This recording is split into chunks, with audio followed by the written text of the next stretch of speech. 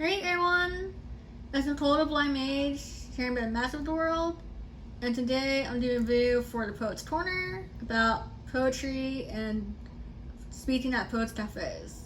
For those returning, welcome back, and to those that are new, I hope you enjoy the videos. For those that are new to poetry, it's nerve-wracking not to write it, but to share poetry with others.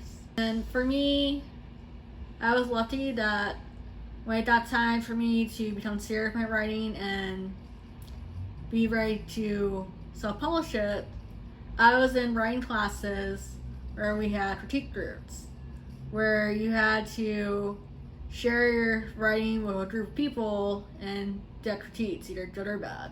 It helped clean up my writing and made it ready for publishing.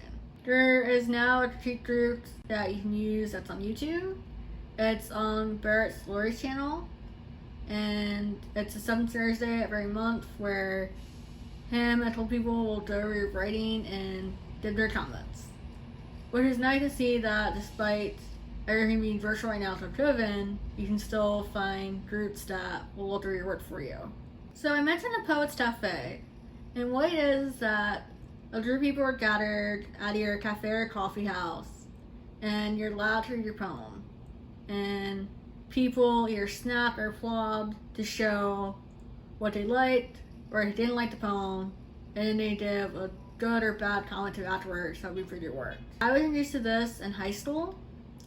Our school had a poet cafe before it was turned into a sports school for the arts. And I feel like the arts are so important that they shouldn't be destroyed, but sometimes I'm not saying that.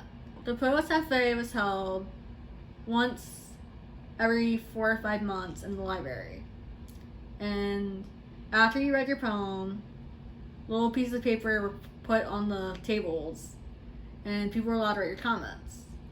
However, nothing bad was allowed to be written, and if someone did write a bad comment, they'd be kicked out and wouldn't be allowed to return until next year.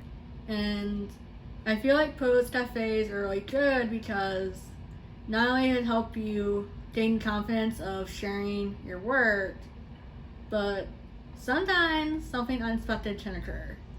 For example, during my senior high school, I decided to be bold and read a poem called Save Me, which is going to be included in my Fractured Heart collection, because the concept of the poem is how far can someone go, and if they go past the point of return, would anyone notice or anyone prevent them from going that far?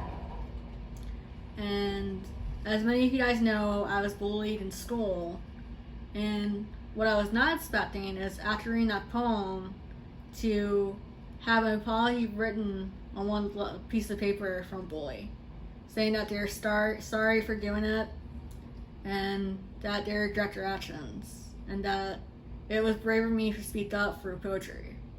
I mentioned that poet cafes are usually coffee shops or cafes in general, and right now a lot of them are doing open mics, either at the establishment itself or being virtual.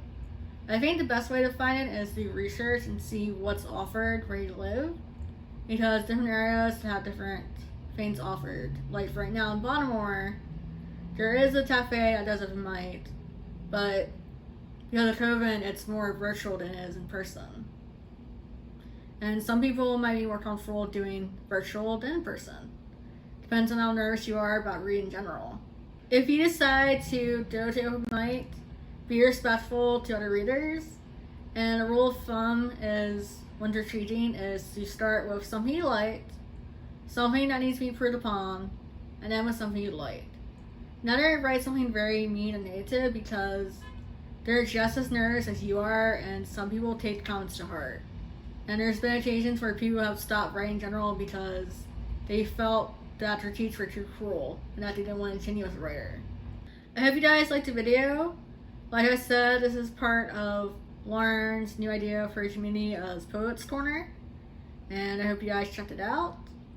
And if you guys want to learn more about either open mics or poet cafe in general, I definitely say do research and see if you can find one that fits your your style of writing, or your comfort zone. And until next time, blessed be.